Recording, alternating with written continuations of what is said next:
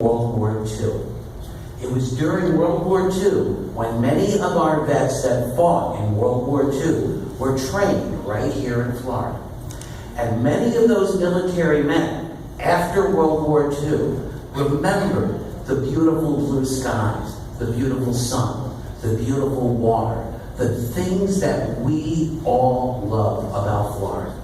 And when they came back from World War II, something else happened that was very interesting. The car became available to regular middle-class people. And all of a sudden, all of those military people were able to take their family and put them in a car and drive to this place called Florida. Now, Florida in the 50s and even through the 60s was this incredible entrepreneurial place.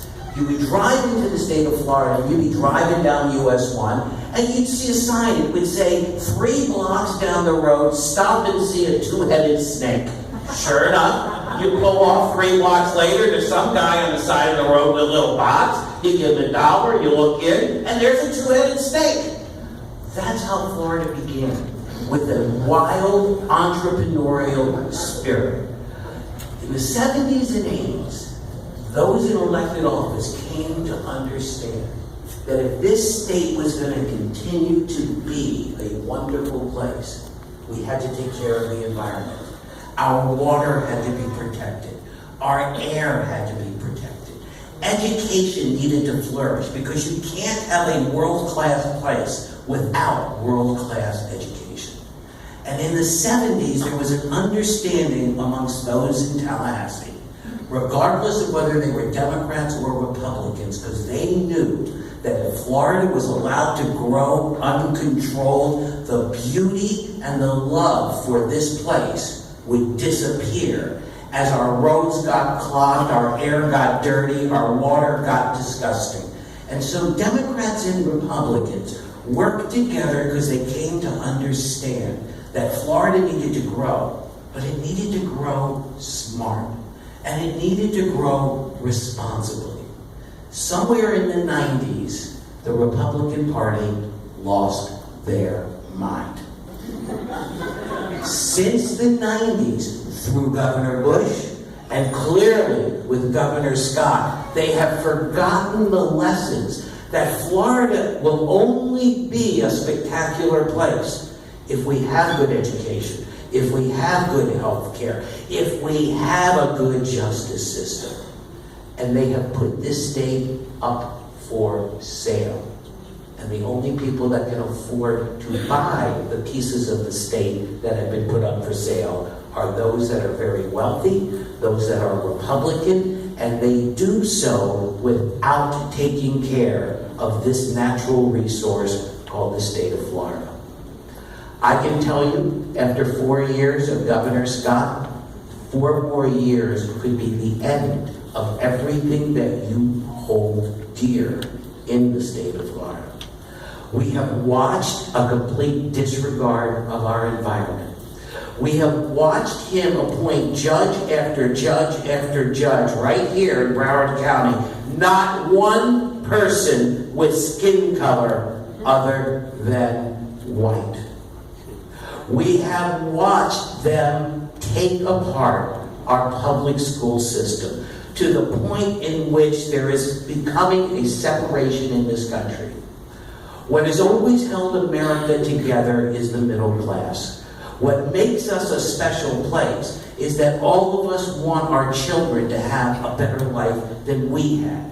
And we may be the first generation that comes to this country. And we know that by cleaning someone's toilet in someone's house, we can send our children to school, and if they work hard, they can go to college. And when they graduate, they don't have to clean people's toilets. Their children will then go to law school and medical school, and their children will become CEOs. And that is the story of Florida and America. The story of the Democratic Party, the story of America, is when you get what you need, you don't close the door, you stop, you turn around, and you open the door for the next guy.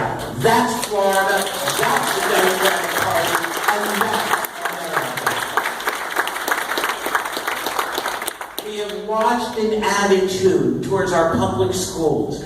And our public schools are where we bond together as a people and as a nation.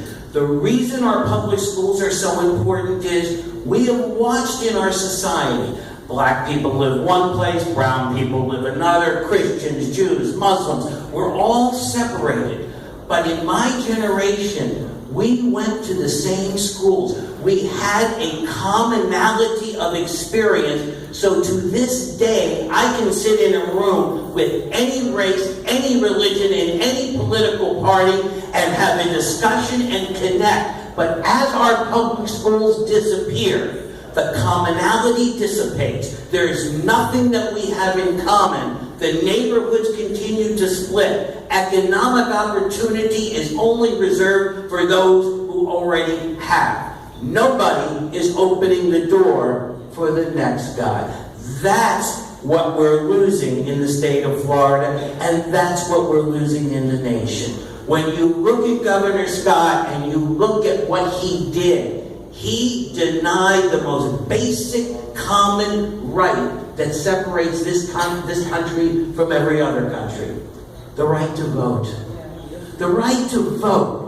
Early voting works, but we're going to cut it. We're not going to let people vote on the weekend. We're going to make them take off of work. Why? Because working people don't vote Republican. We're going to make it so that if you send in an absentee ballot and your signature doesn't match, you can't even take it to court. We're going to throw it out. Why? Because the signatures that change are elderly people. And elderly people in South Florida vote Democratic. They reduced the voting times. Why? Because black people and brown people who work for a living couldn't afford to vote. When you have an elected official that is so jaded, they refuse to accept the basic promise that America stands for. One man, one vote. And this governor does not believe that any of you should be able to vote unless he puts you through hardship and hopes you go away. And that is part of the reason why a state that is purple like Florida has almost no representation in our legislature. You go up to Tallahassee and you hear the garbage spewing forth from some of these state legislators who have absolute contempt for poor people. To listen to this governor talk, you would think that my clients who are poor are living the life of Riley. That they're laying in a hammock, swigging cognac as they're waiting for the Belmont race reviews to come in. What world are they living in? I can tell you that poor people and working poor people give everything that they got just to get through the day. And every time they try to pass off the funding for the services in this state through court costs, through traffic tickets, what they're saying is, you, Mr. Poor Man, you, Mr. Middle Class Woman, you are going to pay for the services in the state of Florida. But no, rich people will not. This is a governor that has taken the Fifth Amendment 75 times. He clearly views himself as a criminal because only somebody who committed a crime can exercise the Fifth Amendment right. This is a governor that looks at this party as something that he can just purchase and go around. Now, it's primary season. And I know that we're going to have some fights. I spoke with Dan Rich earlier, and she joins me in what I'm about to say. Fight hard for your candidate. I know those of us who have known Nan all of our lives love her very much, and she has always represented us and our party. And when this primary is over, regardless of who wins that primary, you and I, we must come together, because what's at stake is the dream that you are living, that you want to give to your children. If we have no education, we have no good water, and we have air that has become polluted, businesses will not come here. As a result, opportunities will disappear, and America will continue in its present direction of the rich getting richer, the poor getting poorer, and the middle class disappearing. And the reason that is so wrong on a fundamental level is who the hell do you think built the best damn country that the world has ever seen? Teachers built it, construction workers built it, electricians built it, nurses built it, cops built it, firemen built it, little mom and pop stores built it. Show me where a CEO of any major corporation ever built anything other than a fancy-ass house for himself. That's what's at stake. When I look at this country, I am so proud to be an American. And I travel around the county a lot, and I speak to a lot of groups. And everywhere I go, people are just filled with pride to be an American. And when I ask them, I say to them, tell me, why are you proud? The answer is different.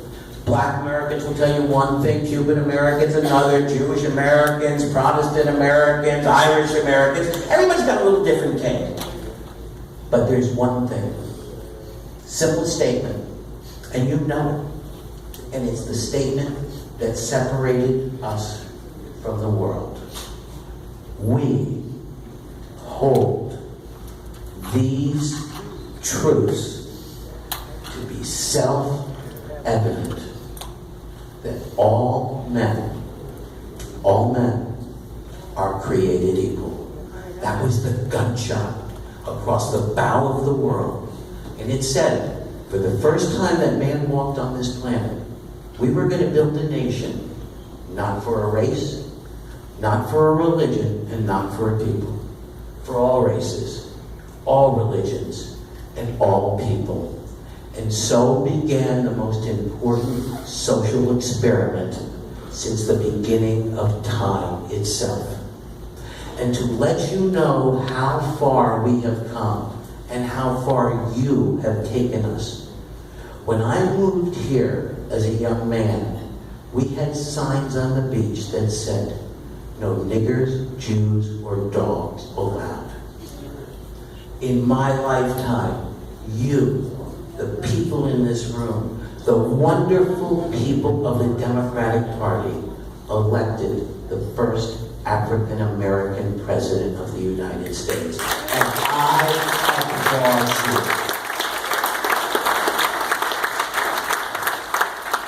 But your work is not done. Our work is not done.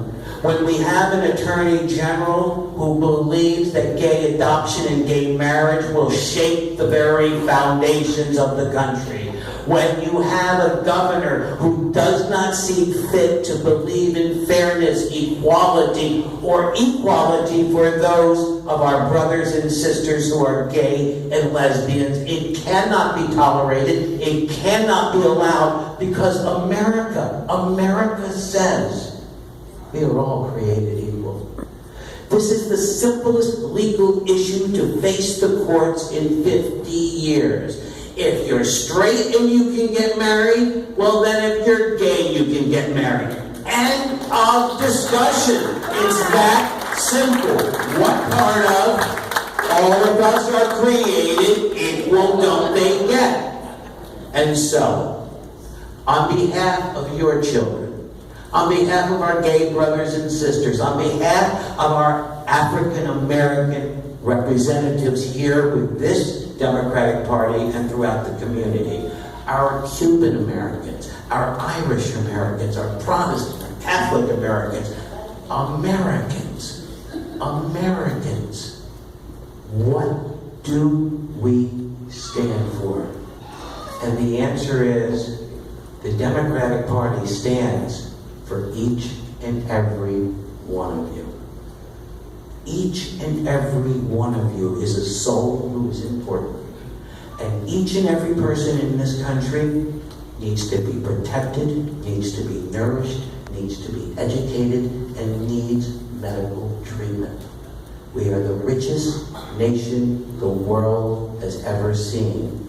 And shame on the Republican Party for thinking that medical care for children is something that should be able to be purchased by those who have a lot of money. Shame on them.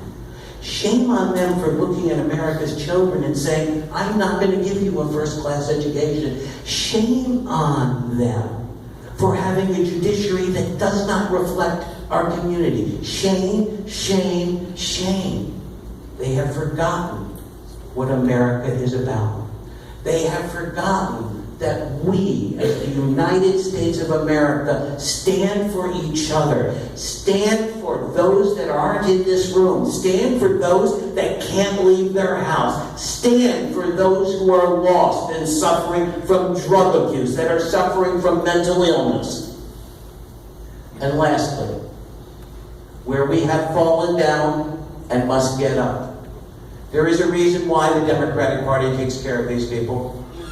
Because we believe in the golden rule. We treat others as we want to be treated. We have allowed the other party to take God as part of their platform. There is nothing in the Republican platform consistent with either the Old or the New Testament. God would be a Democrat if he registered to vote. Here's the point. We are the moral high ground. We are right, they are wrong. When you leave here tonight, carry with you that true belief, that belief you hold deep in your heart, deep in your soul.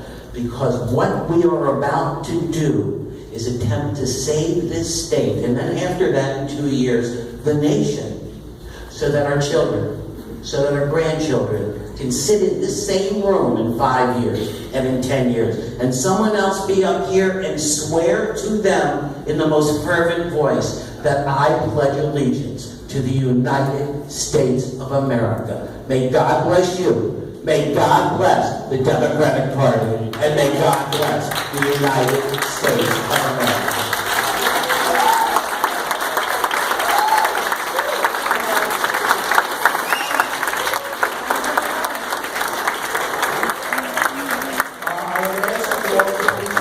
We have a couple of very important announcements.